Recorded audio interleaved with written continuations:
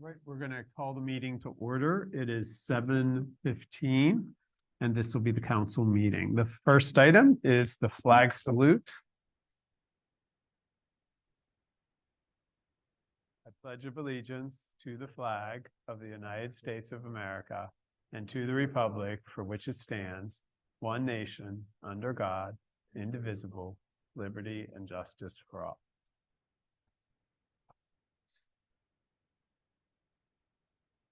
Roll call. Yes. Okay. Ms. Bullenbacher. Here. Mr. Chandler. Here. Ms. Compatello. Here. Mr. Marks. Here. Mr. Oliverio. Here. Ms. Pekalnek is absent. Mr. Badilla is absent. Mayor Perry. Here. Solicitor Corbel. Here. Engineer Minsterman. Here. And myself. Thank you. You have a quorum. Okay, consent agenda. So on the OneDrive, we had the council meeting minutes from September 28th. And we had the bill list from October 12th, along with the September of 2023 gateway bills. Looking for a motion to approve the October 12th, 2023 consent agenda. So moved. All right, Ms. Bullenbacher, Second. Ms. Compatello, any discussion or questions? All right, all in favor? Aye. Opposed? Motion passes. All right. At this time, the citizens may address Crafton Borough Council on any issue appearing on today's agenda. Only residents and taxpayers of the Borough of Crafton will be permitted to address the council. Comments on non-agenda items will be taken at the end of tonight's meeting. Speakers will be permitted to speak for a maximum of 3 minutes. Groups of people will be required to designate a spokesperson to represent them before the council, who may speak for a maximum of 5 minutes. Please state your name and physical address for the record. So we have one person, which is Mr. Hof. Is that right? Did well with the pronunciation. I appreciate Oh, that. that's Thank you. Michael Hof, 38 Bradford Avenue. I'm laughing a little bit because the last time I addressed council was about a year ago, and we were talking about a stop sign at the corner of Bradford and Crafton Boulevard. And I'm here tonight to talk about another intersection and a stop sign, and I'm dangerously treading on being the stop sign intersection guy. But that said, obviously, you could probably guess I'm talking about the Johnston Crafton Boulevard intersection that has been talked at length in previous council meetings. I've been keeping up at home and following along in notes. But a few things I wanted to address that have kind of been touched on, but I wanted to hit a little harder just for council and the community's consideration and recommendation. Currently, when you come to the intersection of Johnston and Crafton Boulevard, it is a two-way stop. If you're heading eastbound, there is no stop sign. If you're heading westbound, there is. If you're heading southbound on Johnston, there is. It's a two-way stop. I travel this road on a daily basis. I've witnessed on many occasions, people a little bit confused about who they need to yield to, what traffic has the right of way there. It's not the most logical of intersections because it's a two-way stop with a throughway, and there is not a sign on that particular one that says opposing traffic does not stop. I've never seen an accident there. I've never seen anything super dangerous, but it is confusing to people who don't travel it often. The reason I bring that up is because only about 40 yards further on that street, there is another confusing intersection. It's the corner of South Emily and Crafton Boulevard. It's a one-way stop. Same problem exists, but in reverse. So now if you're traveling eastbound, you stop, but westbound, you do not. Again, not a real logical stop. And I've seen issues where people were traveling westbound and turn left to go onto South Emily and, potentially cause an accident. Nothing ever happens, but people were confused. It's my understanding that the stop sign at the corner of South Emily and Crafton Boulevard predates when South Emily was a one-way street. That's what I was told. If that's incorrect, feel free to correct me. My question, though, is if that is true, in when it comes to public safety, what purpose does that stop sign at South Emily and Crafton Boulevard currently serve? If the only reason it's there is to slow the flow of traffic on Crafton Boulevard, may it be in the best interest of public safety to eliminate that stop sign and erect another one at the corner of Johnston and Crafton Boulevard? This would satisfy multiple needs. One, it would still continue to slow the flow of traffic along Crafton Boulevard. It would also create a much more logical stop sign intersection, three-way stop. Everybody knows how those work. We all stop and we all take our turn. Pretty simple. And the added benefit is that there is the possibility that maybe a few years down the line, Mr. Griner might be able to grow his shrubs back to the size that he wants them to grow. Now, I think we all know PennDOT rules and regulations. We're bound by those. We can't necessarily change those, but even if the shrubs do need to be cut, that might be a win-win down the line for him.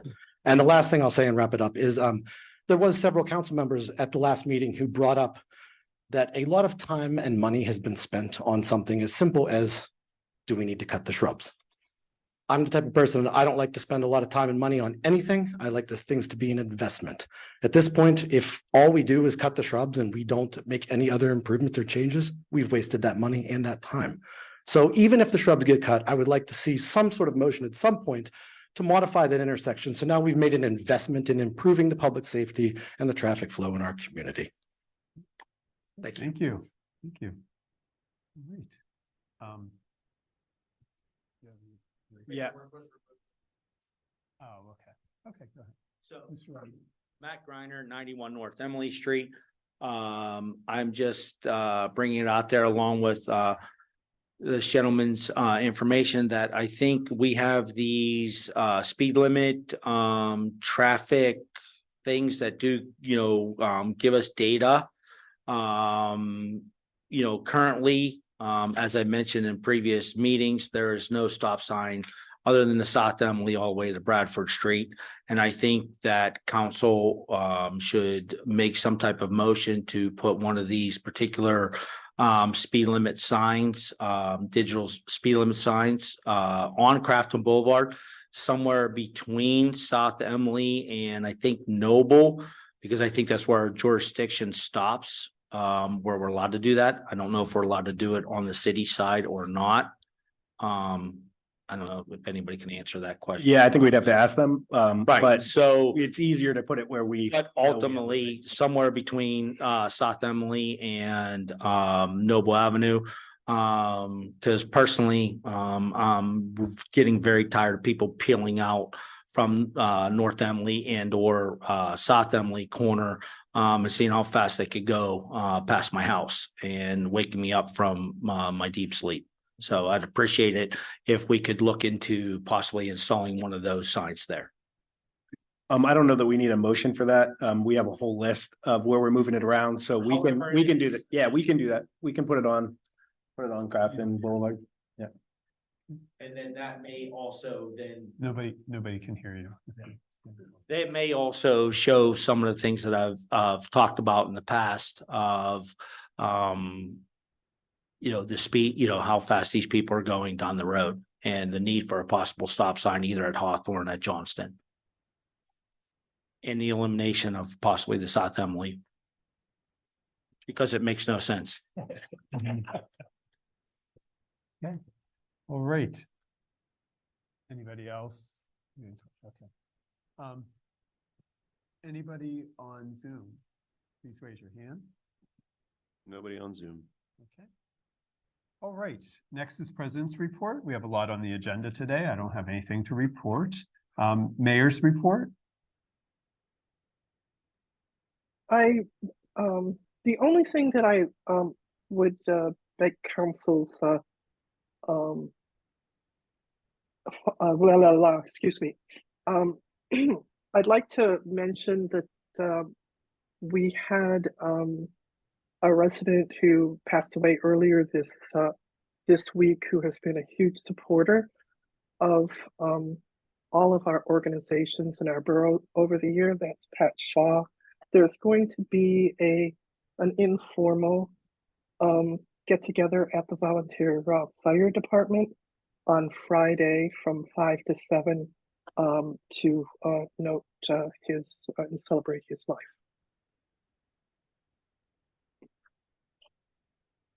Thank you. And that's about all I have today. Oh, okay, you said only one thing. Go ahead.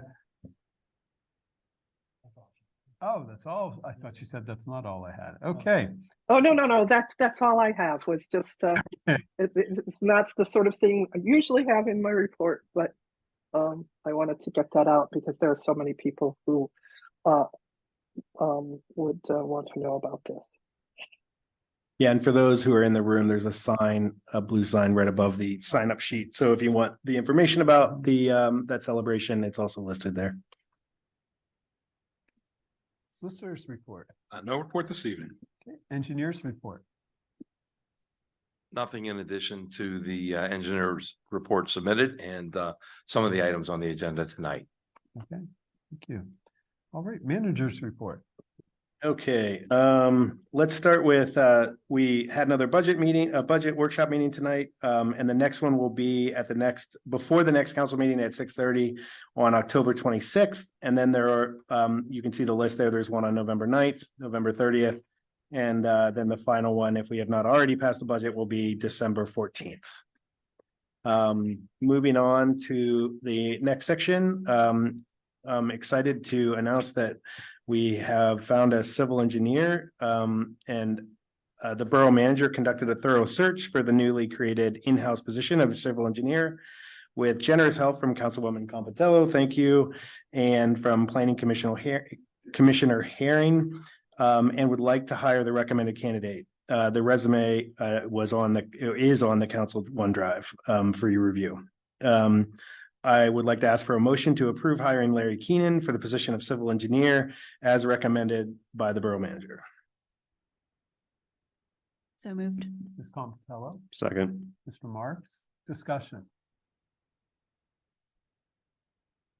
Jim, did you want to make any comment about how this we predict is going to financially save the borough money, even though we have to pay a new salary? Yes, so we have such a large, well, this year alone, we had budgeted $950,000 for engineering. The next few years, I think we're well over $700,000 or $600,000 or $700,000 next year. And then it'll continue for several years because we have so many projects going on. And the idea is not only will it save us money, but hopefully help us get more grants and more projects in the pipeline so that we can do more work. And they're fully aware of that. Larry who is fully aware of that. And he has 15 years of experience working as an engineer. And he is a few months away from taking the final test to get his official PE. And he's just a great candidate. And I should have mentioned also that Rick interviewed him as well. So thank you, Rick, also for that help in that interviewing process. But we expect that he should pay for himself for at least the first 4 to 5 years. The number of grants that are out there that for everything, you can't even imagine the money that is out there. And to be able to tap into, apply for those grants for all types of projects that we've talked about is what we will focus on. So we're really excited about that. And forgive me if I missed it, but Jim, can you mention when when he's anticipated to start? Yes, he will start Tuesday if approved today. Yep. Any other discussion? I'll just add that the borough manager did a fairly extensive search and interviewed a number of candidates. So he's very spread a wide net and talked to a lot of people to find the candidate that would be good for our borough. Yeah, and I would also like to thank Mr. Oliverio for all the help in figuring out how to do that. So it was an extensive search. It's the most extensive search I've ever done for one employee. And he can now recruit for positions. Official, another skill he has. Yeah, exactly. Right. Any other discussion? Okay, all in favor? Aye. Opposed? Okay, motion passes.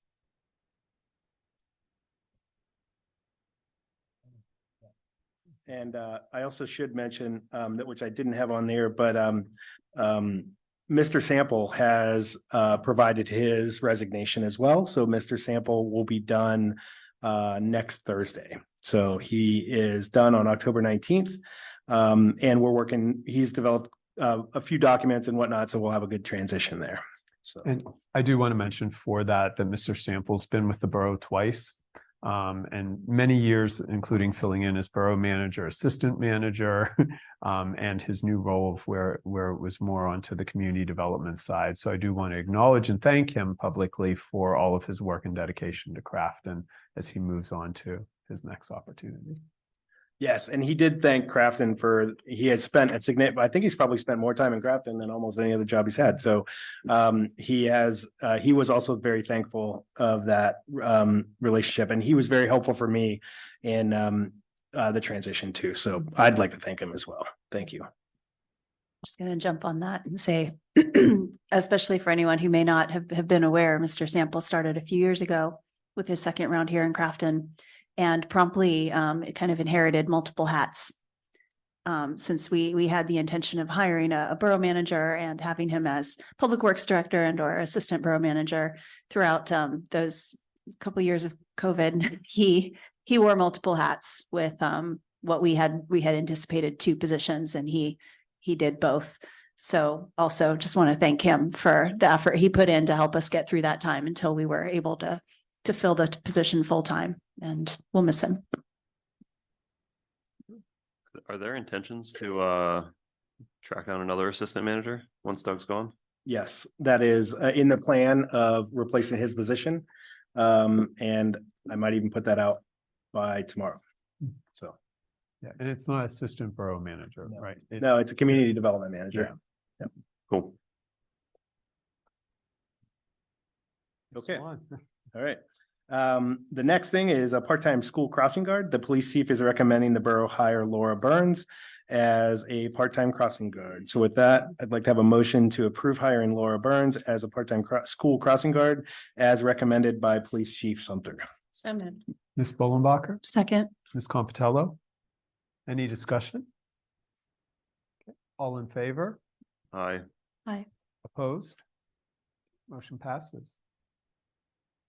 Okay, moving on, the Baker's Acres plaque update. So we have a plaque and we have it ready to go, and we have a naming ceremony scheduled for Saturday, October 21st at 11 a.m. near the Woodlawn Avenue entrance of the Baker's Acres property. So I know Mayor Perry and Mr. Oliverio are both going to be attending. So if anybody else can attend, we would love to have you. She's really excited. She's going to have her grandkids and her kids there. And he's going to, and Clyde will be there as well. We're looking forward to it. It'll be a nice little ceremony on Saturday, the 21st. Moving on to the next item, the waste management contract extension. This is our final extension. We had a 10-year contract with them, which put us in a really good shape to save quite a number of things. We were able to keep glass in the system for a long time, where a number of others were not able to do that. So this is our final extension, and this last extension with Waste Management was originally signed in 2014, and it'll be the 2024's monthly rate will go up to $23.75, which is an increase, but is much better than most municipalities are experiencing right now. And we're looking at options for what we're going to do next year, including the possibility of reaching out to the city of Pittsburgh and having them be our service provider. But with that, I'd like a motion to approve extending the waste management contract for the final year allowed in the contract. So moved. Mr. Mark? Second. Ms. Compatello? Discussion? Can we just discuss or confirm that the terms of what is collected and how it's collected are not changing? The recycling will remain the same for this next year. Yeah, that's correct. Recycling will happen every 2 weeks as it does now. We do have e-waste and we do have hard to collect items. All of those things are part of the payment that we have here. So if you need any of those things, just call Waste Management. You can set up schedules for that. It's a really great service. We have had some issues with pickups, and we apologize for that too. And we're working on remedies for that. But other than that, nothing should change for the homeowner. Including hazardous waste batteries, the alkaline batteries, they will come to your house and pick them up. You just put them in a bag or box, they'll come and pick those items up. This contract for 10 years was a long contract. As you probably know, in other municipalities, they are issuing garbage cans. You can only put whatever's in the garbage can. You can't put anything else. Recycling is very different. So we're very lucky here, but it's a priority for next year. So we have to start very early to look at what our options are coming up. Because we won't be able to have the same terms like we have right now.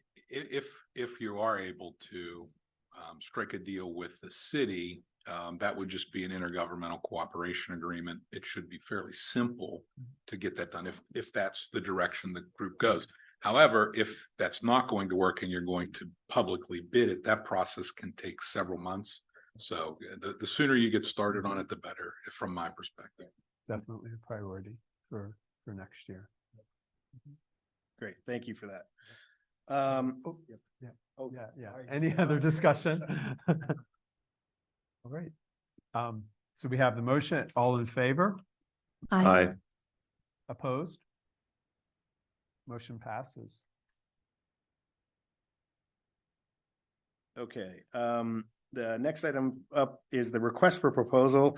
The South Linden Avenue properties, Crafton Borough Council agreed to draft a request for proposal to extend to developers for the purchase and development of the following properties: lot and block number 69G 25 and 69G 15. These are the South Linden Avenue properties, 1 and 3 South Linden Avenue. If approved by council, the draft RFP will have to be approved by the Carlington School Board as well. Can I have a motion to approve the draft RFP for the disposition of properties 69G 25 and 69G 15, 1 South Linden Avenue and 3 South Linden Avenue? So moved. Mr. Mark, Second. oops, Ms. Bollenbacher. Any discussion?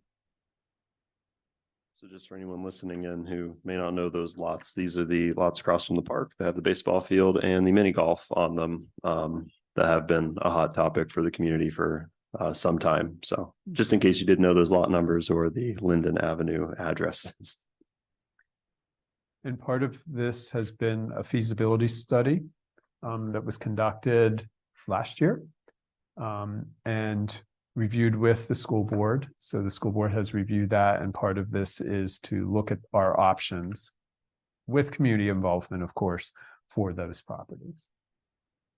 That feasibility study is available on our website. Yeah, right on the front page. Any other discussion? All right. All in favor? Aye. Opposed? Okay, motion passes. So the next step will be going to Carlington School Board for them to review the RFP. Great. Moving on to the next item, we would be purchasing a wood chipper for Public Works. As budgeted in 2023, Public Works would like to purchase a new wood chipper. It actually broke down, our old one broke down right before we were talking about this. But it is fixed now, and that is working, but we would like this was budgeted for $75,000. And I can say that being my first year in the office, I am amazed at how many people call for the wood chipper on a weekly basis. So this is a very popular service. And so with that, I'd like a motion to approve the purchase of a BC 130 HP Cummins diesel 15-inch brush chipper in the amount of $72,100, which includes $10,000 for trade-in of our current chipper. So moved. Mr. Marks, Second. Ms. Bollenbach. Discussion. Is that, sorry, is that in the budget? Yes, it's in the budget, and as well as a leaf back is in last year's budget. And we actually have grant money for that, but we have not been able to find the leaf back yet that they want.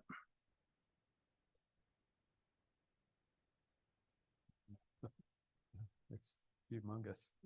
Yeah. I think we would want that. Any other discussion? Okay, all in favor? Aye. Aye. Opposed? Okay, motion passes. Can I ask another question? Not about that. Okay. It's about the previous motion, and I forgot to ask this question, but it's not controversial. The RFP that was put together, that council approved tonight for the Linden the Linden sites has a date listed in it for when proposals would be due. But the next step in this is to send it to the school board for their approval. So depending on the duration of time that may take, is that date back to us to change? Yeah, that can definitely change. I mean, depending on how long they take, we would want to keep basically, I think the dates now are just going to be a moving window. You know, if it takes 2 or 3 months to get the school board approval, or we have to go back and forth, then we just start the date from then. Okay, just for public reference, if anyone's listening, the date that had been listed, that had been targeted to accept proposals is end of December. And I mean, this document's flexible too, in that the school board could come back to us with proposed changes. We could mull over them, and essentially nothing happens until both bodies approve the same RFP with the same dates and the details, et cetera. So we were just kind of passing a first draft here to send over to the school board for consideration. Okay. And then last item on my was an update for the 1960 Crafton Boulevard 91 North Emily Street, the hedge issue. I just wanted to let everybody know that we did contact, as asked, we contacted Gateway to ask about the traffic study, and they did deem that it wouldn't be, if we did cut down the hedges, then the requirement for putting up a stop sign based on PennDOT's regulations would not be met. And so that would not work in this process. So, and the other update with that is we did send a extension letter to Mr. Greiner to extend the date for the zoning hearing until the end of December. But we have new information tonight. And so I don't know if there's any discussion that council wants to have about this, but that's where we're at. That extension is just the formalization of the representation that Mr. Greiner made at the last meeting. So just a belt and suspenders approach to that. So if the soonest you can sign it, the better. Mr. Greiner, would appreciate it. Beautiful. Thank you very much. Well, since this is coming up now, I assumed it would be referenced in the infrastructure committee portion, but our next step would likely to be to discuss the two options that were, the two intersections that were brought up tonight, as well as some others that have been flagged in recent weeks, apparently, at the next infrastructure committee meeting. Unless there's other discussion from council tonight that we want to do sooner, but that seems to be our usual next step, because there are regulations that have to be looked at, and so it would likely be on the agenda of the next infrastructure committee meeting with the engineer. And that would be at the beginning of November. But just to clarify what you said at the beginning about this, the hedges would need to be cut before we could even consider putting a stop sign at Johnston. Is that right? Yeah, and that is not related. I mean, if there are other changes, if we do consider South Emily, I didn't ask anything about that, so I have no idea how that affects this whole conversation. Yeah. Yep.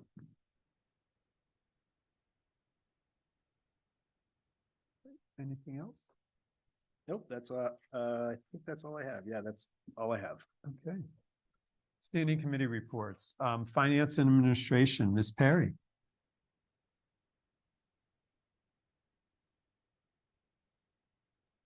I think we've had enough finance, and we've heard a lot about what's going on in the administration, so I'll pass on.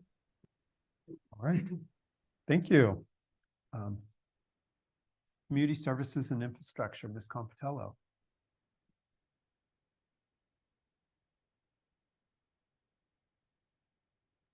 Please don't go through all that.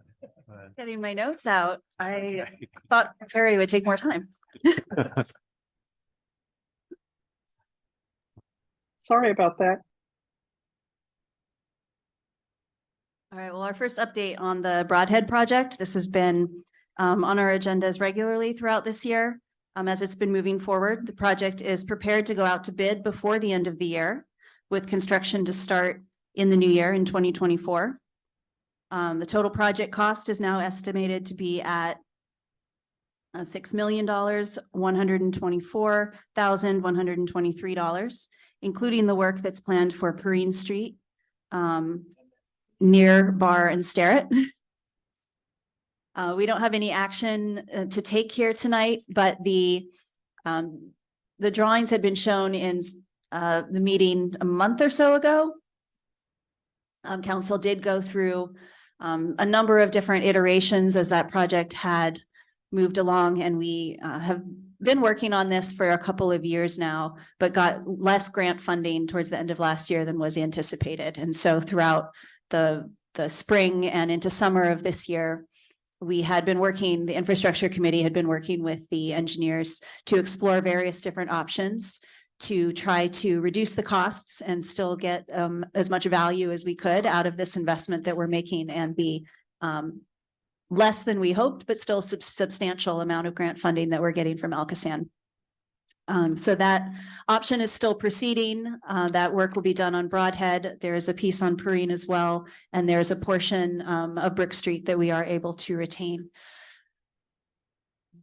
And it will affect North Emily, Warren, Coulter, Park. It's going to affect all of those streets, and being paid for a good portion of it by grant money and the rest of it by bond.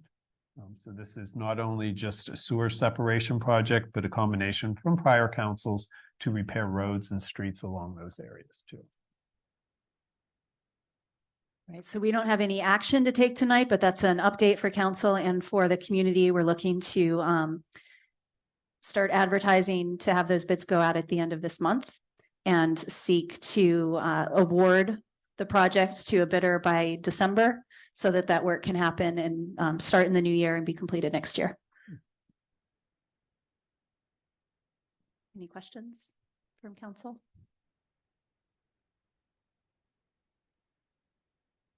The multi-municipal zoning project update. This is also a recurring update. This project has been ongoing as a multi-municipal zoning project update being done in conjunction with Ingram. The project is moving forward. The steering committee met this week to work through edits to the calibration tables. We'll be continuing to meet because there is a lot of content. There are not a lot of substantial changes to the zoning that we have now. We have a fairly built out community, but there are lots of small changes and refinements to bring us up to modern standards and try to match the vision that was shared by the community in the comprehensive plan a few years ago. So we are still working through the steering committee is still working through those edits and has had some really good and robust feedback. So we've added a few extra meetings to continue working through them. Once the consultant is done getting steering committee input, they'll finalize the calibration, and the project, the zoning updates will go to public review before they're finalized. So we'll have more updates on that as it continues moving forward. The pool bathhouse demolition work started on Monday, October 2nd. So it's on track. The goal is, as it has always been, to complete that work in time for the pool to open for the 2024 season. Yeah, we have the date, the completion date. It seems acceptable to the contractor as April 1st. So. The Brick Street survey results. The survey was open for a number of weeks, and almost 300 residents took the survey. The agenda does contain a link to the survey results, and it's also featured on the front page of the Crafton website, if anyone is interested. Was a pretty good turnout. Again, almost 300 residents took it, and the results were fairly interesting. About 53% of people who responded live on brick streets. An exactly equal number, 53% of residents said that they find the brick streets add substantial charm to the community. Also, 53% of residents said it impacted their decision to live in Crafton. There were a number of questions. This was put together and championed by the Planning Commission that also asked about the condition of those streets. You can see the full results of the survey. People did find that brick streets were generally in good condition. There were a fair number, about 25%, that said their street was in poor condition. So we'll be looking at, as part of our regular updates to streets, we'll be looking at upgrades and maintenance needed on the brick streets as well. A number of people did say that the brick streets did help slow traffic.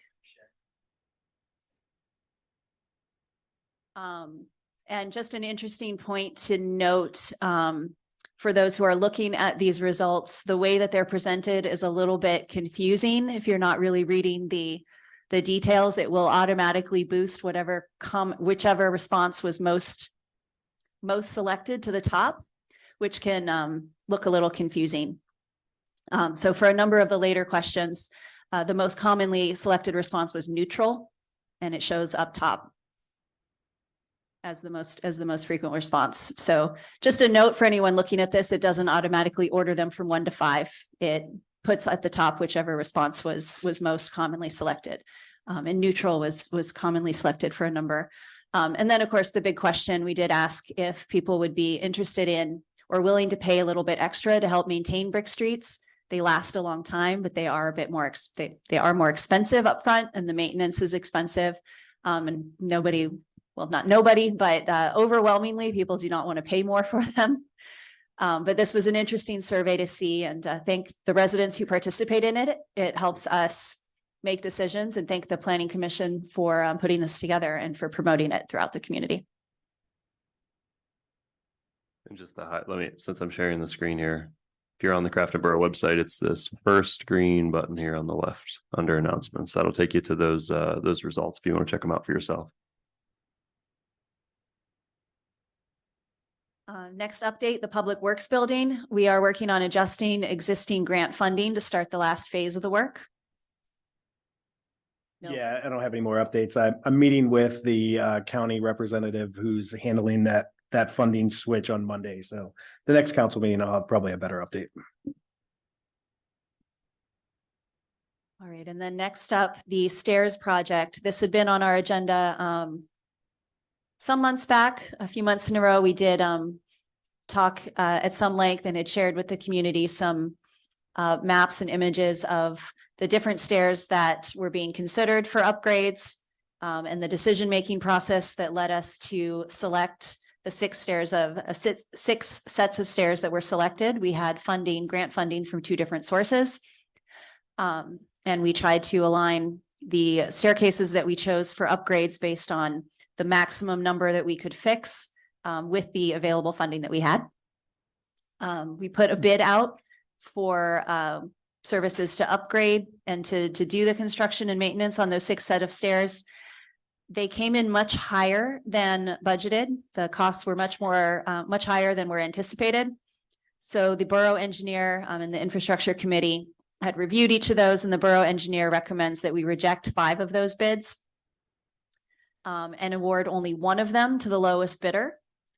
The discussion was to rebid the other 5 as more of a package. We had initially put this out asking for bids on each of the 6 set of stairways individually, and the discussion and the decision kind of identified that we think the cost came in much higher because they didn't build in an economy of scale. The one that was the lowest bidder, though, was a different company, had the lowest bid for just 1 of those stairs, which we termed award contract D. And it's a fairly low number. And so we thought we would go ahead and award that one and then rebid the other 5 as a package. 4. We're not gonna rebid 1 of them. 4, excuse me. Yes, thank you for that correction. Because the cost did get so high, 1 of them was removed from the list entirely. Which one? The one that goes to Baker's Acres, It- Emerson. The one It was removed because it's the stairs that go from Emerson, yes, to Baker's Acres. So it does not actually connect to different streets. It connects a street. It's not a full set of stairs. It's maybe 10 steps. And it goes down to the walkway along the trail along Baker's Acres, which is also not an accessible space. So fixing those stairs seemed like a lower priority when the cost got a lot higher than we have the funds for. Yeah, and one of those was not covered by one of the grant sources as well, so.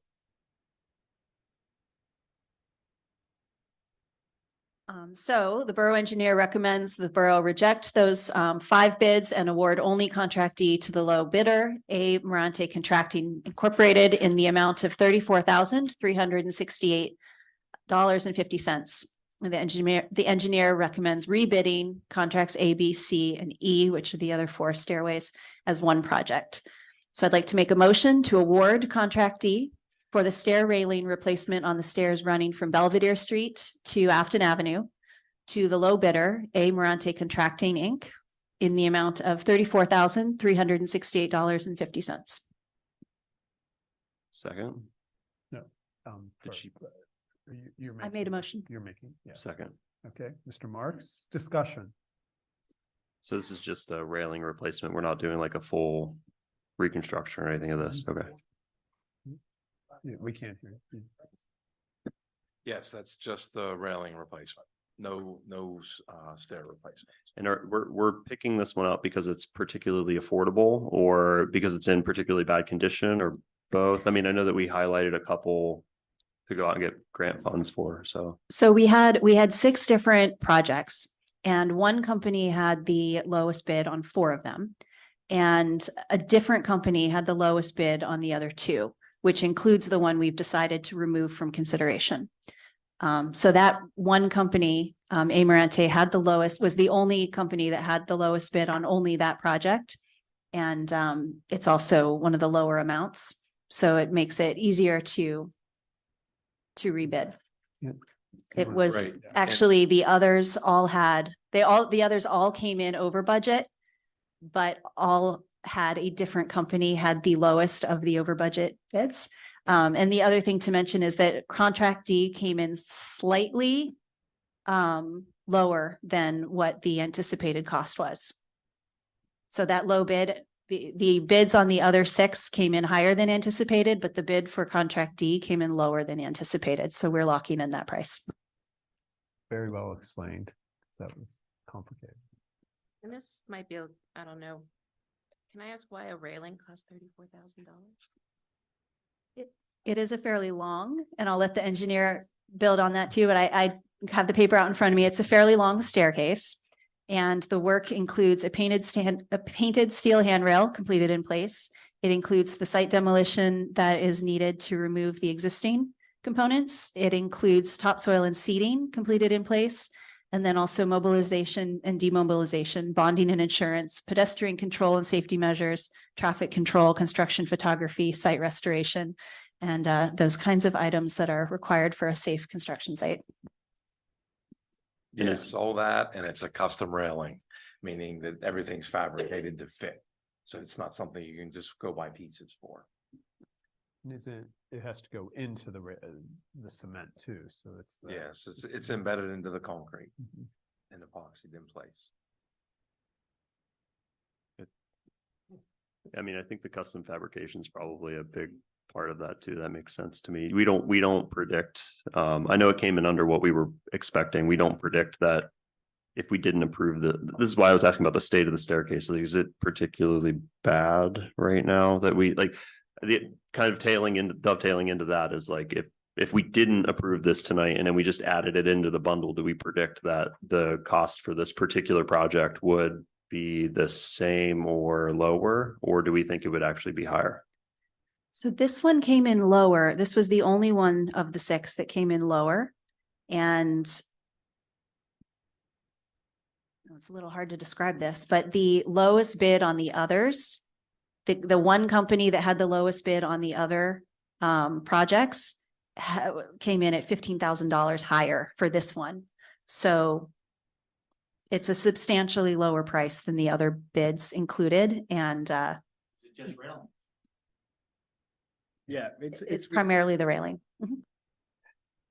Yeah, I don't think you're gonna get a lower bid than that. But that's If you all, wait, that's it'll be basically. higher. That's basically just the question. Like, I know we're talking about economies of scale, wanting to bundle these things so that we can save on mobilization of workers and all this other stuff. It's like, I get that it came in lower, kind of ignoring that fact.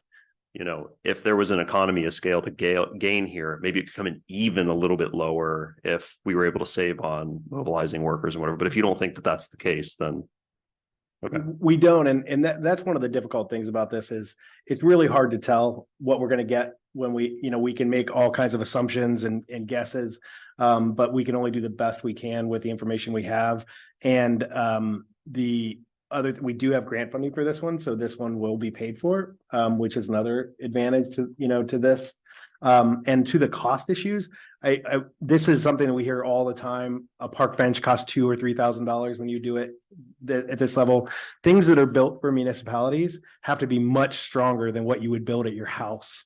This is, you're going to have this for 20 or 30 years before it needs to be replaced again or even adjusted. So these are much more built.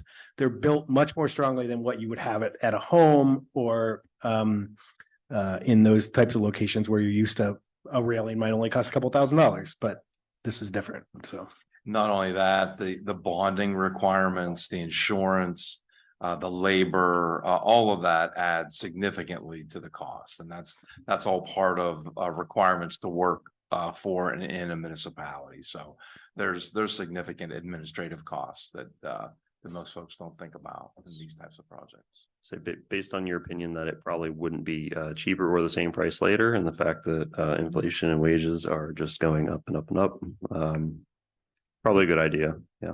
And I think I they were all. will add to the, between the bids that we got, the lowest bidder that the motion was recommending, was $10,000 less for the cost of the handrail itself than any of the other bidders. And again, the low bids on all of the other projects was a different company. So if, let's just assume that a different company were to be the low bidder again, and that low bidder still had an extra $10,000 for the cost of their handrail. This project being handrail only and the others including much more construction. Maybe they have a good deal with the handrail company. I don't know. So any more discussion? All in favor?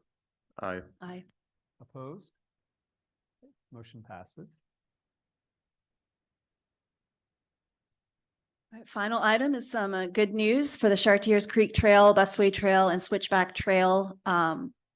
We have a grant that was awarded from DCNR for $39,100 to prepare a trail study for development.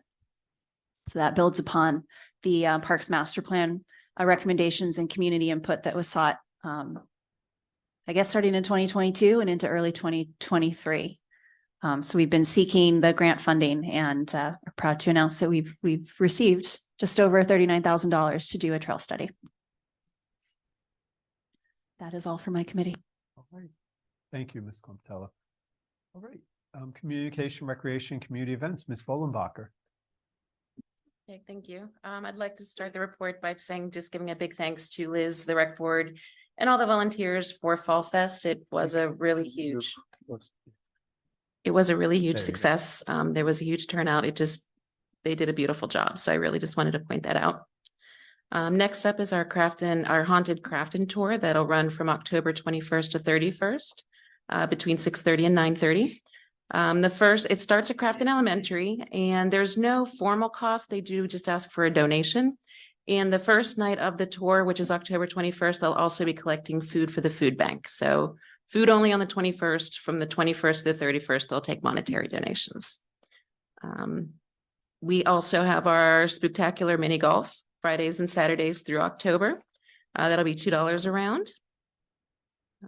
We also have Light Up Night coming up. That'll be Saturday, September 2nd. That'll be from 4:30 to 6:30.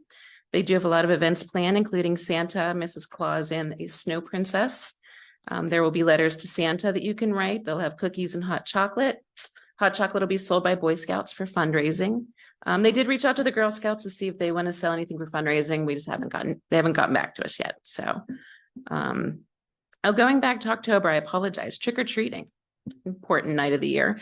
That will take place Tuesday, October 31st from 6 p.m. to 8 p.m. Lastly, for events, we're still looking for people to display their homes for the Christmas house tour. That is scheduled for Saturday, December 10th from 1 p.m. to 6 p.m. For any of these, for any information, or if you would like to partake in the Crafton Christmas tour, you can go to our website for more information and to volunteer to participate. We're also always looking for volunteers for these things as well. So if anybody would like to volunteer for any of these events, that you can also do that on their website. Our park sign is up and displaying. Thank you again to the Crafton and Ingram Rotaries for the beautiful donation that they gave us to allow us to have this sign. So drive on by and take a look. Last on my list is the winter newsletter. Articles are due by, I believe it's next Monday, October 16th, because we would like to get the letter out in November in time for all the Christmas information and all the New Year information. So that's it. Thank you. Thank you. And I want to formally thank the rec board for the tremendous work at the Fall Festival. The feedback has been overwhelmingly positive. The work to organize the jumping jack places or the balloon places and all the vendors and to the staff that worked really hard.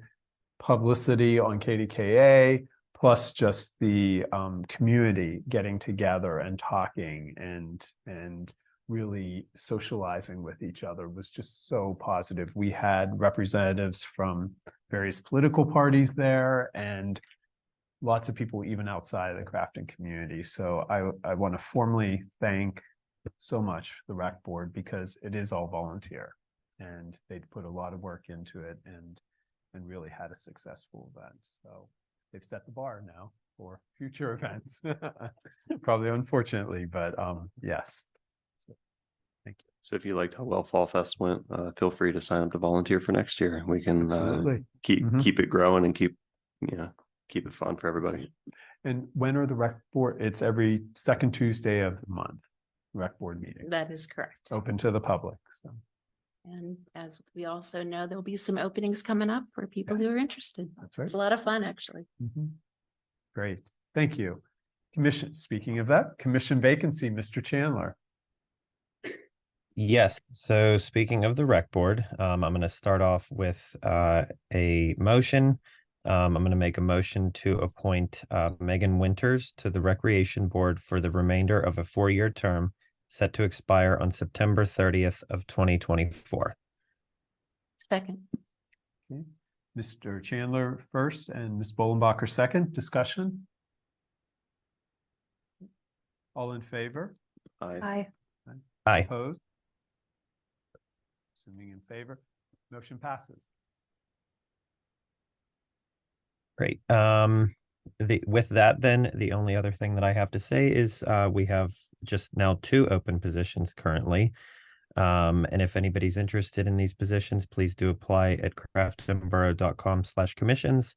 With that, we have 1 civil service alternate and 1 zoning hearing board alternate position currently available. And there will be 3 open rec board seats at the end of this year. And that's all I had. And just as a reminder, we're approaching the end of the year, so there will be a whole new list for 2024 of seats that will expire throughout that year. So those are all on the website. If folks are interested, feel free to take a look and be ready for next year to apply. All right, COG, Council of Governments, Ms. Bolenbacher. The next meeting was moved from Thursday to Wednesday next week. So it is on Wednesday, October 18th at 6:30 in Stowe, and I am not going to be able to make it. So if anybody is willing and able to go on my behalf, I would truly appreciate it. Thursday would have worked. And then the news of it getting moved to Wednesday has troubled my schedule as well. So I'm seeing if we can move things around on my side, but I can't guarantee that I'll be free that evening either. So. And just an FYI, this is a one and done thing. It's not a permanent change. They just did it for this particular one. So I appreciate the attempt if you can. I'll let you know. And if not, we'll see if an alternate can go. Thank you. All right. Community announcements. So our next meeting will be October 26th. It will be a budget workshop at 6:30 and the council meeting at 7:15. The haunted Crafton audio driving tour, we put on, it's October 21st through the 31st. Are we still looking for houses or are we done? I think they're done at this Okay, point. I that's can what I was double gonna check, say. but I think at this point they have to get the audio put together and stuff. So I think they're finished. Okay. Please visit the website for more information on the 21st from 6:30 to 9:30. You can go, and the location is Crafton Elementary School is where the drop-off will be for the food pantry. Mini golf, again, Saturdays in October, 7 to 9, $2 to play. Halloween, 6 to 8 on October 31st. Police and volunteer fire department will be on patrol to enforce the safety of those participating. Election Day is less than a month away, Tuesday, November 7th, from 7 a.m. to 8 p.m. Make sure to confirm your polling location. Celebration of Lights is December 2nd, and lots of activities that Ms. Bolenbacher had gone through, and the Holiday House Tour is December 10th from 1 to 6. Tickets are $20 in advance, $25 day of. Stop off at the box office. Where's the box office? Is that, That is a good question. I'll have to confirm. I don't know. at our new theater? I'm Yeah. honestly In the- not sure if they've decided where the first, Theater. I'm not sure they've I decided. thought it was what at the your box house, office Joe. Oh, okay, I don't okay. know. They- Yeah, so they have not decided, I guess, where the box office. Okay. As I read that, I didn't know we had that. So there, we will have to provide more information on where you can buy those tickets. And that is it. I know, and Ms. Perry, I think, will Santa be coming through too, coming up in December? On the fire trucks? I do believe that's happening, but I'll double check and have answers for you at the next meeting. Okay, very good. Does anybody else have anything? All right, public comment. At this time, citizens may address the Crafton Borough Council on any issue. Only residents and taxpayers of the Borough of Crafton will be permitted to address the council. Speakers will be permitted to speak for a maximum of 3 minutes. Groups of people will be required to designate a spokesperson to represent them before the council, who may speak for a maximum of 5 minutes. Please state your name and physical address for the record. You guys can just raise your hand. Yes, Matt Greiner, 91 North Emily Street. I have a curious question. With the hiring of a new position, the Crafton, as far as I know, has never had a civil engineer. Is there an exit strategy for Gateway Engineering or any other engineering firm that we would use? Because I don't understand why we need 2 civil engineers. So I'm just curious about that. I know we talked a little bit about it. Gateway did it help with some of the interviewing and whatnot, but so what's the exit strategy? We don't have an exit strategy. They are going to continue to be our borough engineer of record for a number of reasons. One is it takes the liability off of us. This engineer will is not yet a PE, but will be a PE soon. But really, it's about cost savings. This will largely save us money because we pay an internal engineer at a much lower rate than we pay an external engineer. And that's a period of they might only be here for 5 to 6 years. We're not sure. And the engineer was aware of that when they took the job, that this might not be a full-time job. So the idea is, while we have bond money and large projects to spend it on, we have the engineer for that period. Depending on what grants come back and how we're able to stretch more money because of hiring this engineer, that will determine how long the engineer stays with us. Is there Do you any wanna just- documentation that you guys have put together that I'm not aware of that shows these financial windfalls for the borough? We do have, I can share data about how much we expect this. Basically, if this engineer does 750 to 800 hours of billable hours of work, that pays for itself. That is about $120,000 when you pay someone by the hour. The average that we charge, that Gateway charges, which is a normal charge, they're not overcharging. It is about $130 an hour between the different types, and a borough engineer paying about $100,000 will cost us about $60 an hour. So if they do, let's say, 1,000 hours billable hours worth of work, they have more than them paid for themselves. Plus, we have another 1,000 hours worth of work to get out of them because they work for 2,000 hours a year. that's assuming they only work 40 hours a week. So it very easily will pay for itself over the next. All right, so again, this is these numbers that you're putting together, that you're speaking about, that we can see that as the public to understand better of why we're having two civil engineering companies. Well, we're not having two civil engineering companies. We'll have an internal engineer. And then we have the borough, the engineer of record is still going to be Gateway. We So do quite we're a lot hiring- of work with the engineer. I'm sorry. We do quite a lot of work with the engineer, well beyond what one position with the borough will use. So our borough engineer will do a lot of the kind of day-to-day and the smaller things. And then we'll still be relying on Gateway for the larger projects and the range of experience that they offer. But the amount of time and amount of expertise that we look to for an engineer is well beyond the one position. So that's why we would have our borough engineer and then still keep them on retainer for the additional things that they need to help with. Our budget goes well beyond that. I also wanted to just add, because Jim mentioned the person we've hired is not yet a PE. Just for anyone who's not familiar with that, it's a professional engineer license certification. So then, Mr. Price mentioned possibility of hiring a assistant borough manager as well. Why then, if this person's could be that, do we need to have both? Well, Very it's not an confused. assistant borough manager. We're hiring a community development director, which is what Doug Samples' Okay. position was. But I'll show you the numbers. They more than pay for itself. This is a way to spread the money that we have further and do more projects. We have a big part of this is understanding that, our yearly budget is $6 million. Mhm. We borrowed $9 million 3 years ago. We've turned that into $18 million. And the intent is to even expand that further and taking advantage of that. Like I said, this year we have budgeted $950,000 for engineering. And next year we're in the ballpark of $700,000. And this engineer takes a big chunk of that away and then we're able to have that employee then still paying attention to just Crafton and just the projects in Crafton. We'll get to know the people, we'll get to know stakeholders.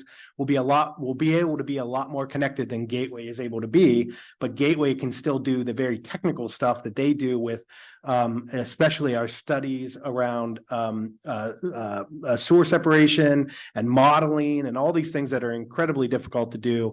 We will have them to do all those really dense things. And just to give you an idea, I think we probably have projects run by at least 6 different engineers at Gateway currently. Oh, Right, yeah. right. And probably even closer to 8 or 9. So we currently have a package of 8 or 9 engineers.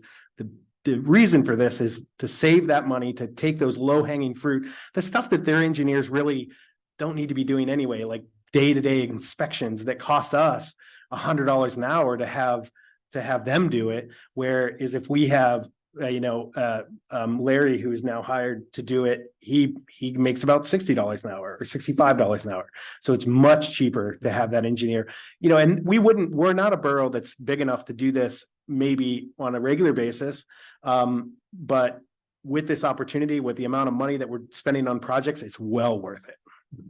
I just think that the public should be aware of the numbers and a better understanding of it. I think, Jim, you may have shared slides during a public meeting before on what our projected. We didn't in a public meeting because it's a Okay. personnel issue. Sure. But we can absolutely share that information. Yeah. Yeah, you already have it formatted and in an easy to understand Yeah. set of numbers. So This is something we've talked about, though, in past years and has been discussed in budgeting decisions in past years. So it's not, this didn't come as a new idea in the last month or two. Does anybody else comments? In person? Anybody on Zoom? Just raise your hand. nobody on Zoom. Okay. All right.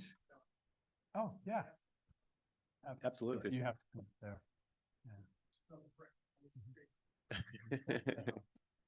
Jim Shriver, Crafton, 39 Bradford.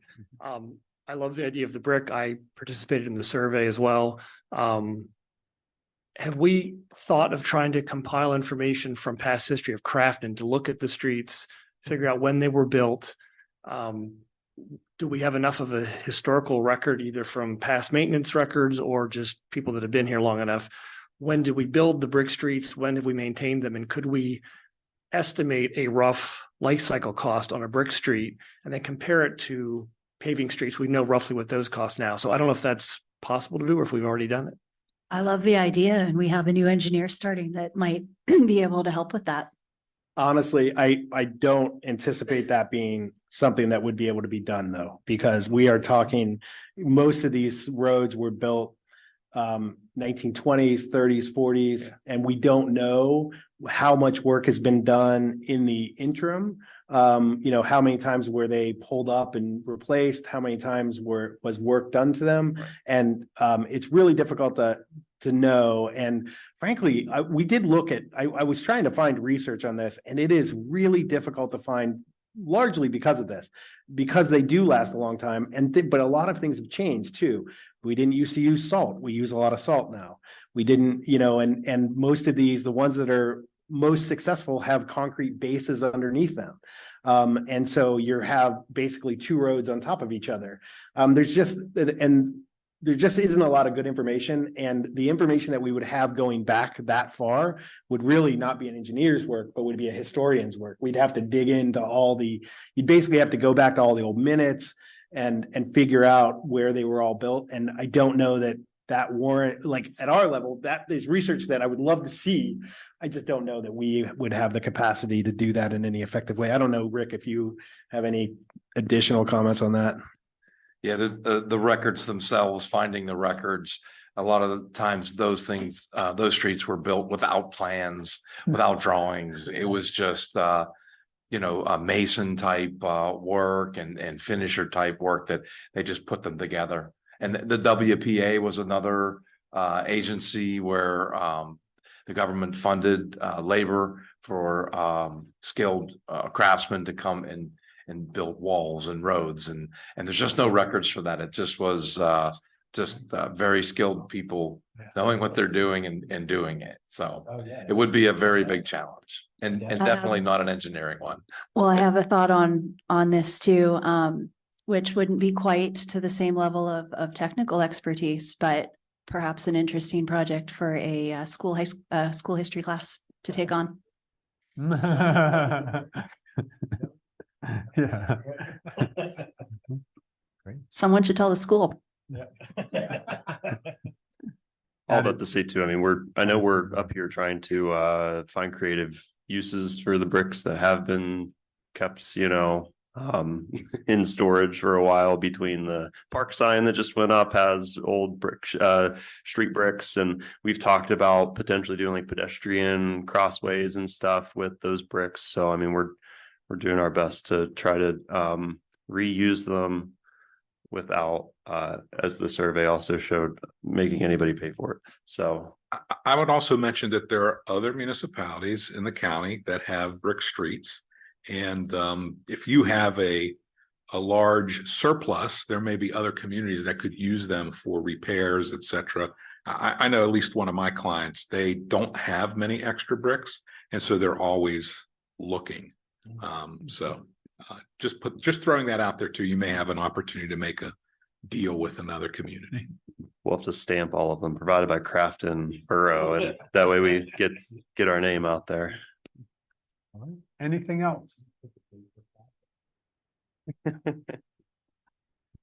All right. With that, meeting is adjourned. It is 8:23. Thank you, everyone.